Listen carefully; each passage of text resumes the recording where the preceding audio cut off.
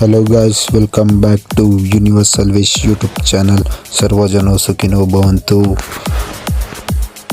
ಇವಾಗ ಏನು ಅಪ್ರಿಲ ನೋಡ್ತಾ ಇದ್ದೀವಿ. ಆ ಅಪ್ರಿಲ ಕರ್ನಾಟಕದಲ್ಲಿ ಮೋಸ್ಟ್ಲಿ ರೇರೆಸ್ಟ್ ಕಲರ್ ನೋಡಿ. ಈ ಅಪ್ರಿಲಲ್ಲಿ ಏನಂದರೆ ಡ್ಯುಯಲ್ ಲೈಟು, ಒಂದು ವೈಟ್ ಲೈಟು, ಒಂದು ಯೆಲ್ಲೋ ಲೈಟು. ಫುಲ್ ಯಾತ್ರೆ ಗಾಡಿ ಬ್ರೇಕ್ ಬಿಡ್ರಿ.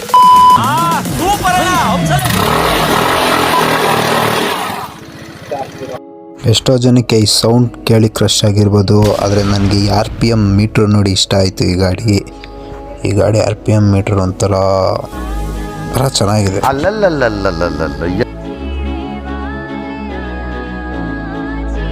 ಕಾಲೇಜ್ ಹುಡುಗರಿಗೆಲ್ಲ ಹೇಳಿ ಮಾಡಿಸಿದ ಗಾಡಿ ಗುರು ಇದು. ಸೈಕ್ ಗಾಡಿ ಮಾತ್ರ ಏನು ನುಗ್ತೈತೆ ಅಂದರೆ ಒಂಥರ ಕಾಲೇಜ್ ಹುಡುಗರಿಗೆ ನೋಡಿ ರೆಕಮೆಂಡೇಷನ್. ಮೋಸ್ಟ್ಲಿ ನನಗೆ ಆಪ್ಷನ್ ಇದ್ದಿದ್ದು, ನಾನು ಕಾಲೇಜ್ಗೆ ಹೋಗ್ಬೇಕಾದ್ರೆ ಡಿಯೋ ಇಲ್ಲಾಂದರೆ ಆ್ಯಕ್ಟಿವಾ.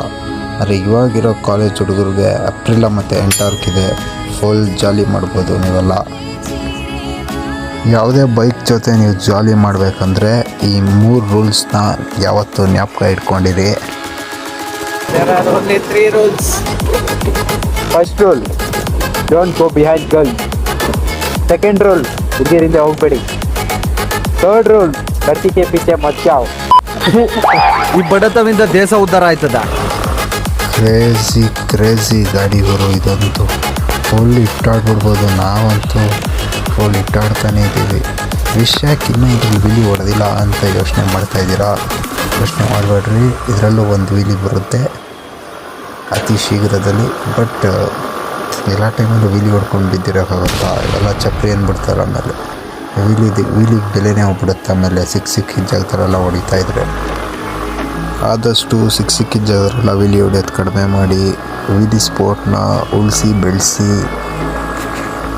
ಮುಂದೊಂದು ದಿನ ಈ ಒಂದು ಸ್ಪೋರ್ಟು 4 ಜನ ಕಲ್ಲು ಎತ್ಕೊಂಡು ಹೊಡೆಯೋಂಥ ಕಲೆ ಆಗಬಾರ್ದು, 4 ಜನ ತಲೆ ಎತ್ಕೊಂಡು ಮೆರೆಯೋಂಥ ಕಲೆ ಆಗಬೇಕು ಕರ್ನಾಟಕದಲ್ಲಿ.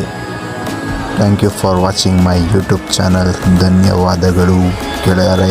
ಲೈಕ್ ಕೊಟ್ಟಿಲ್ಲ ಅಂದ್ರೆ ಪರವಾಗಿಲ್ಲ, ಸಬ್ಸ್ಕ್ರೈಬ್ ಮಾಡೋದು ಮಾಡಿ. Thank you.